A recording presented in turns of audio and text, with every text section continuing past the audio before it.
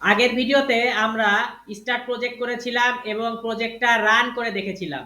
এই ভিডিওতে আমরা যে কাজটা করব, আমাকে লাল কালি দিয়ে বলতেছে তুমি মাইগ্রেট করে নাও, কারণ 18টা আনঅ্যাপ্লাইড মাইগ্রেশন রয়েছে। তো আমি এটাকে কন্ট্রোল সি দিয়ে কপি করলাম, মার্ক করে। তারপরে এখানে এখানে এসে আমি কন্ট্রোল সি দিয়ে এটাকে কাটলাম, কাটার পরে রাইট ক্লিক করলাম এবং ইন্টার মারলাম।